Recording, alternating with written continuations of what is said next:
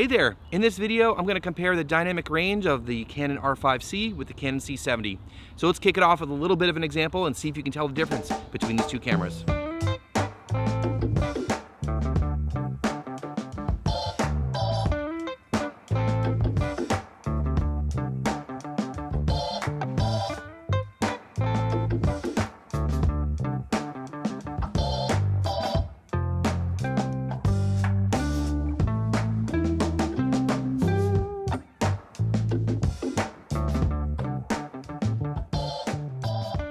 Well, I think it was a little bit closer than I anticipated. Was it hard to tell the difference?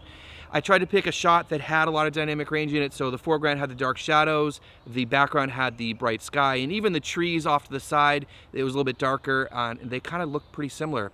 So I own the C70, and I have picked up the R5C recently, and I have taken out to shoot with it, and I'm really impressed with it so far, and a little surprised at the same time. Now, I've owned the R5 before, and I kind of remember the capabilities of it, but I don't have one now to compare it to. But what I noticed when I went to shoot with the R5C is that the dynamic range was better than I remember being with the R5. And it's a little surprising. I also love the oversampled image on the R5C. It's one of the coolest things. It's something I love about like the A7 IV, for example. I really like having an oversampled image. It gives you a lot more detail. So what I want to do here is compare the C70 with the R5C in terms of dynamic range. Now, I don't have a way to get an actual number of stops to do this, but what I can do is just compare them against each other. So in all these tests, the R5C will be in C-Log 3 and the C70 will be in C-Log 2 because that's the way to get the most amount of dynamic range. I'll do an overexposure test and an underexposure test. So first with the underexposure test, what I did is I exposed it properly at f2.8 and then stopped down to underexpose the camera. So check it out.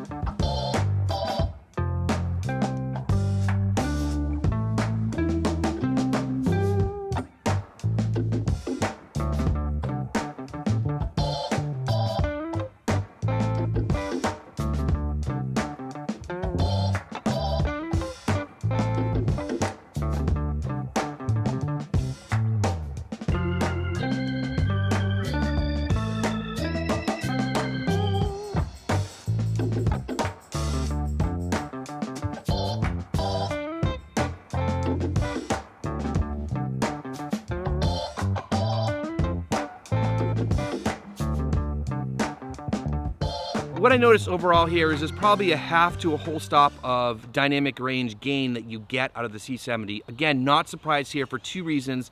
First of which is the DGO sensor, the dual gain output sensor of the C70, gives you very clean shadows.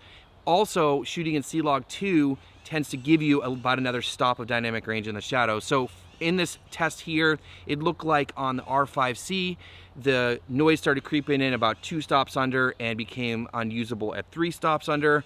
And then the C70 had some noise creeping in at 3 stops and was totally unusable by 4 stops and had some weird stuff going on. So I didn't do like 3rd stop increments there to test them, but I would say somewhere between a half and a whole stop better you get with the C70 than the R5C in the shadows. So now let's talk about the overexposure test, and for this I set everything at f16 and then opened up the aperture to overexpose the image.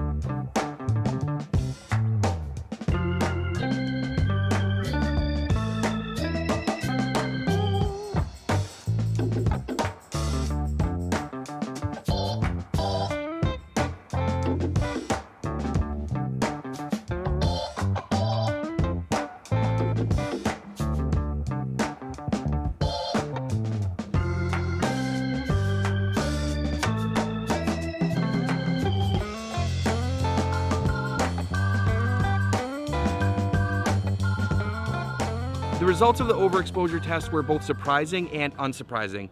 The surprising part for me was that they both did so well in the highlights and had a lot of latitude there.